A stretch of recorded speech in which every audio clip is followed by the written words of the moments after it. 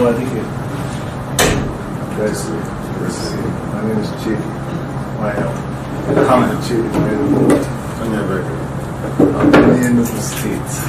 I've been in Benue. I'm Kanu. When I'm on no my. Are you serious? You've been on my Former Elizabeth Hospital. You don't mean it? Interview na super game maka Sunday already change. Okay. So my name is Chidi. I am Dr. Chidi. For the purposes of this discussion, I'm going to be speaking as the owner of a worship media. Worship media is a multimedia company. We're into film production, we're into content that stirs you into thinking. And we have been following you. We've posted a lot of the things that you have been doing around. We admire you so much. We're full of respect for you.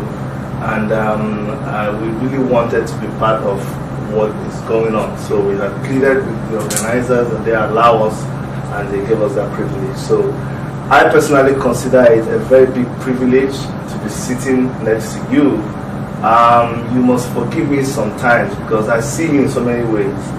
You are a leader and a highly respected person, but then you're just an ordinary young man like me. So, and when I say you are an extraordinary person, brilliant, intelligent, and I accord you the full respect of the leader of the group that you lead and for what you have achieved, I really do respect you. But why I like to see you from the perspective of a young man like me is because that inspires me and that inspires people of my generation. I like to present it that way so that they can see that there is no excuse they have in not being able to do what you are doing and even being able to do much more than what you have done. So please forgive me if I oscillate between those viewpoints of view. Let me go straight into the interview. I don't want to sound stupid because I know what you stand for.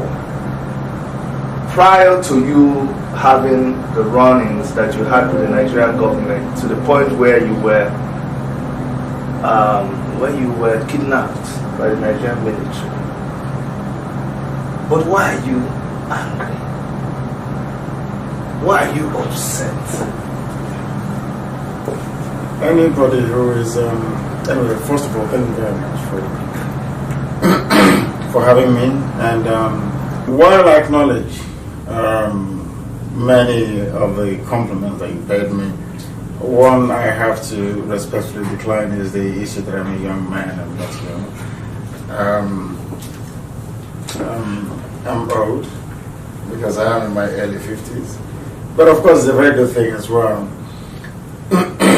Where we come from, when you're older than somebody by 2 years, you say that person is a small boy, a small girl, as the case may be. It's very African. Yes. Thank you very much. Anybody who is unfortunate enough to have encountered Nigeria, at least from 1970, or should I say from 1966 as a matter of fact, should be very angry. My anger is wasn't generated spontaneously. It's something that came over many years and many decades of brutal oppression and repression of our people. Something that I witnessed as a child immediately after the war. How my village was turned upside down by the same Nigerian military. So the encounter in my house on the 14th of September of 2017 is nothing new. It's something that we've become accustomed to. The military coming into villages and doing whatever they like. Because in their eyes, we are a conquered people. And when you're a conquered people, you have only one avenue, which is to fight back. And in most instances, the only fuel that you need is the rage and anger you feel, not against them, but against the injustice and the system of oppression which they have come to represent. Mine is more like righteous indignation. I'm not happy about the level of repression, the level of mediocrity, the level of poverty, the level of hopelessness and also backwardness, not just in Nigeria but across the entire sub-Saharan Africa. Okay.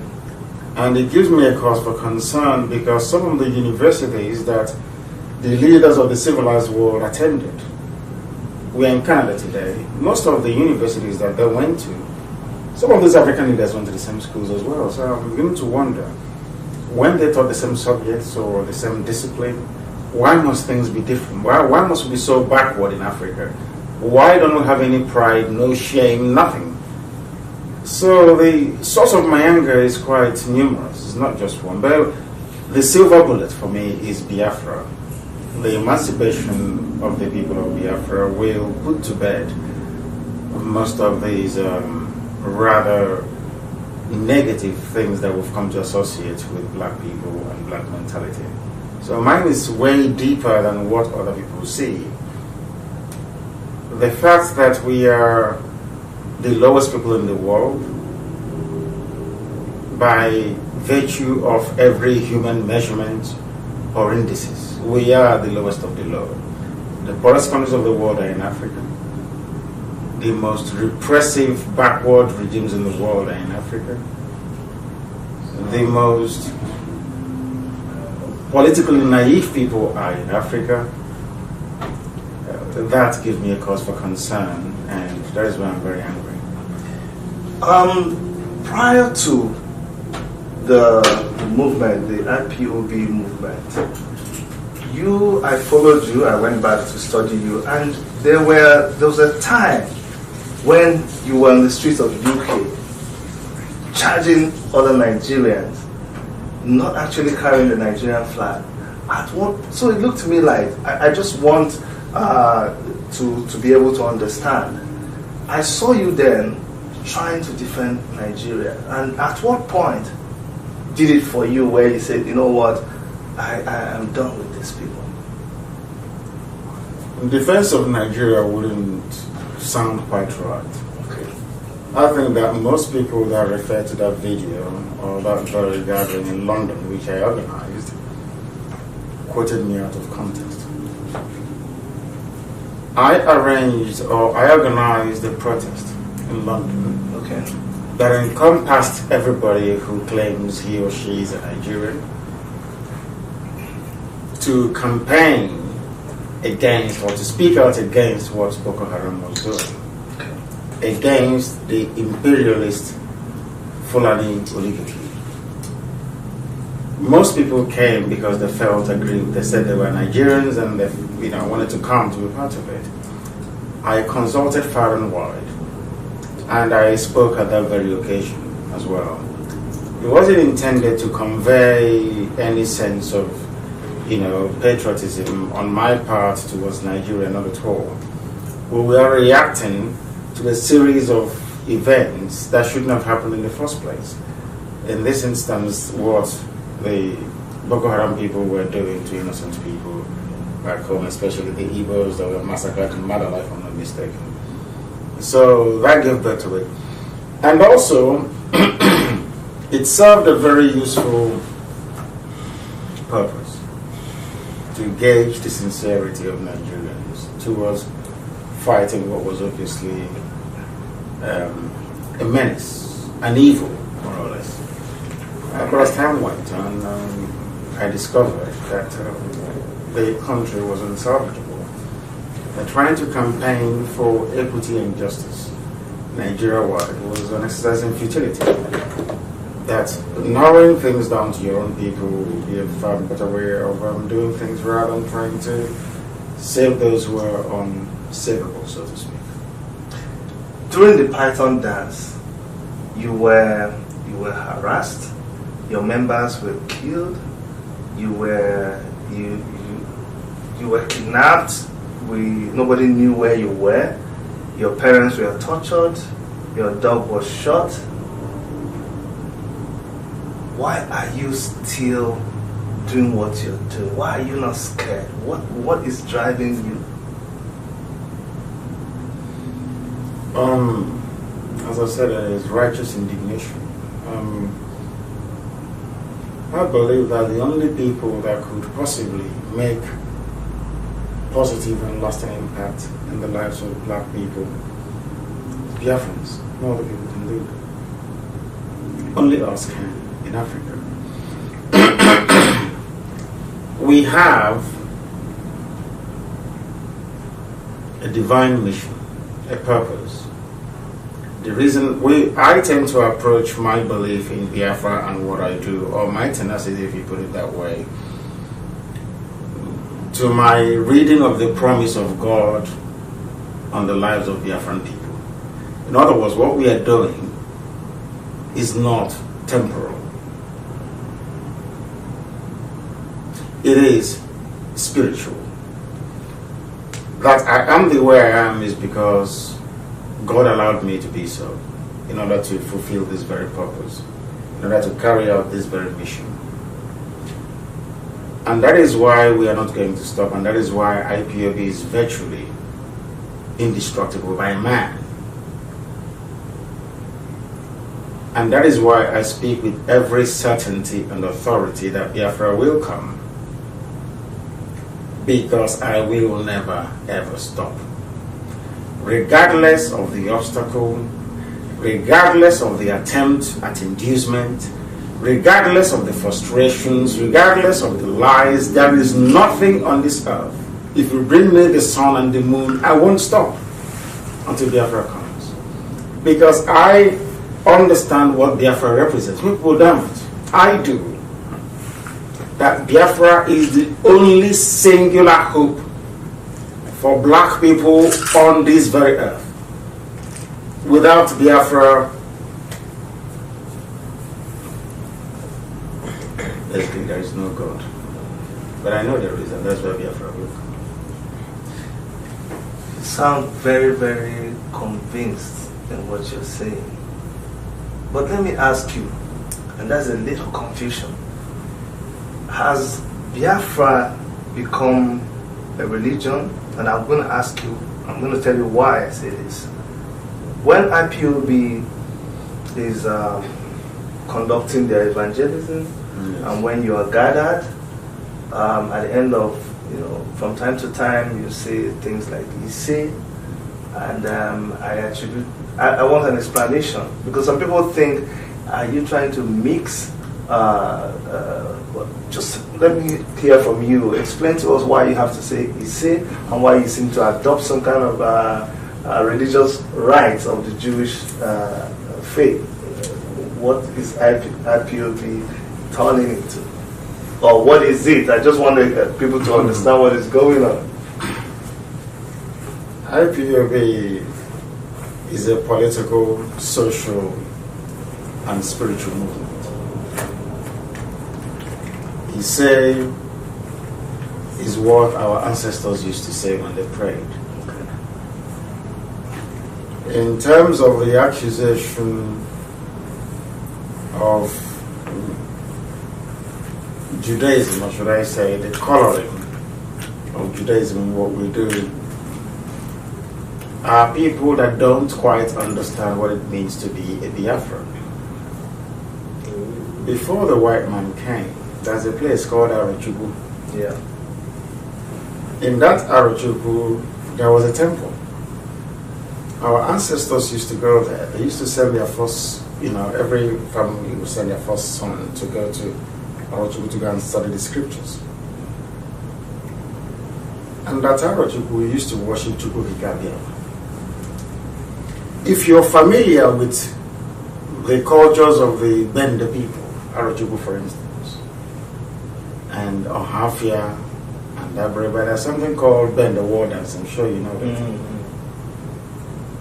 If you listen to them very well, the first person or the first entity they call is Chukwukikabia. even before they go into battle in those days. Because remember that Aruchukwu was filled with Ibibio people, but they were driven out as the Igbos came. Yeah. In Aruchukwu we had a temple. We worshipped only one true God. One true God. We circumcised on the 8th day after a male child is born. The only other people that does that are the Jews. Exactly. We use the names we give our children to praise Almighty God in heaven. What is your name again? That means God is good. Who are the only other people that praise God with the name they give their children? I know the Jews do that. Absolutely. Because Jesus, which is Yeshua, means Chizoba. That's what it means. Which is an Igbo name, which is a Biafran name. So, in effect, what you're trying to say is that IPOB, or the gospel of IPOB, is a gospel of going back to what Biafrans were originally, and not really about adopting another person's religion. Absolutely. The talit that we wear is akwamini. It's everywhere. If you grew up in the village, you see old people wear it in those days. Yeah. It's there. Not my grandfather had. Eri, that is mentioned in the Bible. There is a place called Omo Eri. The children of Eri. Where the Star of David was buried that the British found in 1952 and incorporated into their coin that they used in Nigeria. These things are there. They are historical facts, indelible. This idea that we should be ashamed of who we are, I find very pathetic. When a Fulani man pledges allegiance to Saudi Arabia and Islam, there is no question. But when we identify with our own people, the Jews of Israel, then there is a problem. I think there is something wrong with people that make such distinction, not us. We are on the right path. And that is why I said IPOB is indestructible, because the hand of God is in it. Thank you. Do you see IPOB as a leading force in the restoration of Biafra, whereby you also accommodate other people who seem to be fighting for the same cause? Or do you see anybody who is not fighting on the side of IPOB as anti-Biafra? If you're not fighting with IPOB, then you are misguided. I wouldn't call you anti-Biafra, but I will say that you're doing it the wrong way. And that is why there is no preeminent movement of this sort that Elohim has managed to build in IPOB anywhere in the world. I am in Canada. I'm not sure there is any other so-called pro-Biafra group that can tour the world the way that I do and be received in every country with such enthusiasm as I have been received, not just in United States of America, but also here in Canada. These are some of the pointers and factors that one needs to look at before trying to judge. People sometimes get up in the morning and say, I want to form a movement. I never wanted to lead IPOB. I never started off to form any IPOB, but it was created by the Almighty Himself. And here we are today. That very promise of Biafra restoration, in truth and in every honesty, is what we pursue. Others may try, but they can never be like us, because we have the key. Recently, some other groups, some other tribes, I don't know the authenticity of it, but it's been circulating that some people are trying to also campaign for their own secession or independence from the Nigerian from Nigeria as a country. Can you speak to that? I can, insofar as I say welcome to them. They were those at the forefront of the smear campaign to discredit IPOB, to tag me a madman and all the rest of it. But after about 7 years, they've come to their senses. They've now realized that IPOB and its leadership has been right all along. Now, that thing we saw 7, 9 years ago, they're only seeing now. So we are the visionaries. We see things that others cannot see. And that is the good thing about IPOB. Eventually, they'll also come to agree that Buhari is dead and buried in Saudi Arabia, that the young man, the 45-year-old that you're seeing there, heavily made up to look like Buhari, is indeed Jubril Amini Sudani from Sudan. It may take time, but the truth will be revealed. That I can assure you. We see things that people don't see. Not because we're any different or exceptional, but because we have that very gift. Because Chukwu Gikabia is in charge of IPOB. I'm not ashamed of saying it. When I get interviewed by Europeans, by other media outlets in the West, I tell them the same thing. Without God, Biafra cannot come. As simple as ABC. If those seeking to push us towards the realm of, secularity, so to speak, those that want us to be secular, away from all these things, then I ask them, why do you name your children Chukwude? Why must God be central to everything that you do? Why don't you name them something like, Okute, the right man as a stone and the rest of it? So we cannot deny who we are. It's about time we stood up and be very proud of our heritage. Thank you so much. I know you've had a very busy day. I don't want to keep you, but can you plot for us what is the trajectory? Where is IPOB going to? We're heading towards freedom. When do you think this will come? It depends on when the time is right. It's not for us to decide. Our duty is to keep pushing. And that I assure you we're going to do until Biafra is restored. We cannot stop. We cannot seek to slow down what we're doing. We are going to continue until we succeed. Nothing can stop us. We don't know when, but it's not going to be long. I'm going to ask you a question that I'm not sure I'm going to get an answer to, but permit me to ask you, because it's a big puzzle. Yeah. The last time during the Python dance operation, the last time we saw you was you were outside. There was a video of you talking about how, look at what they did to my people, and then we saw another video of bombarding of your house. We didn't see you, we didn't hear from you. And the next time we were to hear from you was in Israel. Can you tell us what happened between that time?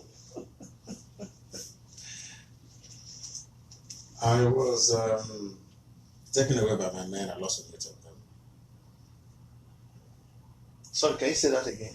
I was shielded from the onslaught of the enemy that resulted in the death of my man. And I sustained injuries. I was taken away from my compound and secured somewhere, and then made my way to Israel. So you guys heard it for the first time on Worship Media, what actually happened to Nnamdi Kanu after the Scorpion Dance invasion, because it's been a big mystery, but today we've revealed it to you.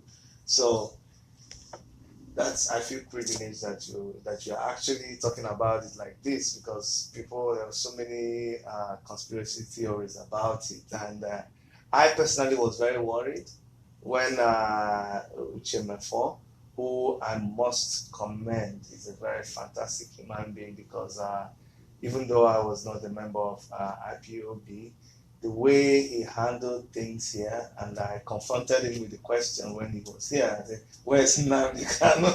And he just said, "Chidi, why don't you go and ask the people that bombarded his residence?"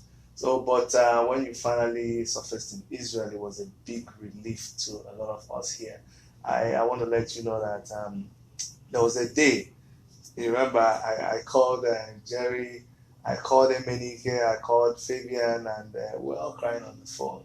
It was like, told them, man, I'm not sure this guy is alive. And that's how passionate all of us are here. And we all have this Biafra in our heart. I'm a child of the Biafran War. I was born 1969, the day they bombed the Elizabeth Hospital in Umuahia. I've said that story a lot of times. My mother, they had just removed me from my mother's womb and kept me in a crib. And while the doctors were stitching her up, the jet fighters came, and then they started shooting. Yeah, shooting everywhere. And the doctors abandoned my mom, and she clutched her tummy, which was still open. She rolled up from the theater, went and dragged me down from where I was and lay over me while all that was happening, until the doctors that survived, because a lot of them were killed, until they came back and continued.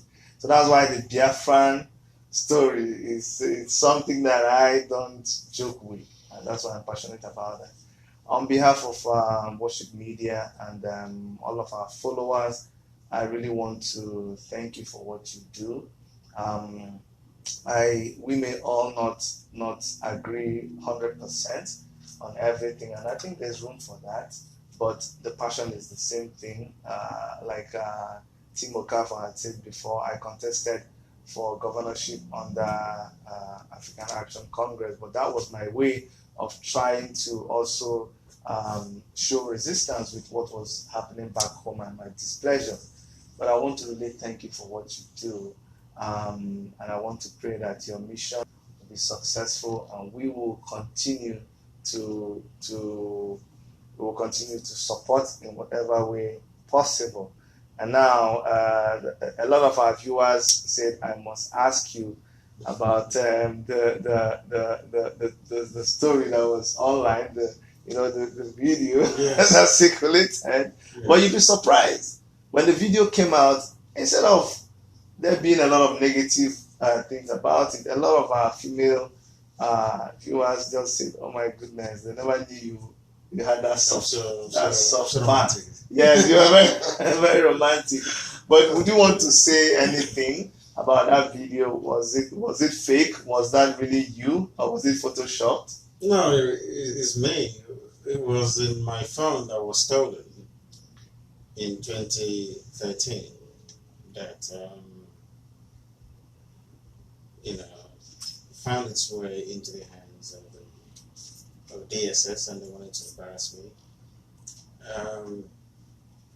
But we've proven to them that nothing like that can ever say. It doesn't matter what people do. Seriously speaking, it doesn't matter what they come up with. We just continue doing what we're doing. It was very low of them to do it, but I also thank them for doing it, because at least now, I'm sure most people that didn't know me before now, they know.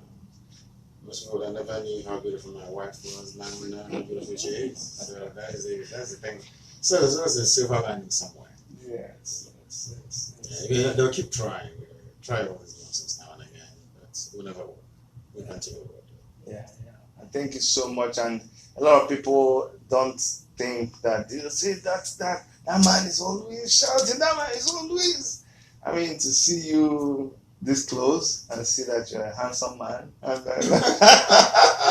and then you're calm, and you're actually soft spoken, it's all very surprising to me. But I really commend you for that, and thank you so much for coming to speak with us on Worship Media. Thank you, and please keep doing what you're doing. We support you in every way. We're inspired by what you're doing, and we'll continue to assist every way. Thank you so much, sir. Thank you for having me. Thank you very much. Thank you. Thank you. And from all of us here in Worship Media, this is Chidi signing out. Thank you.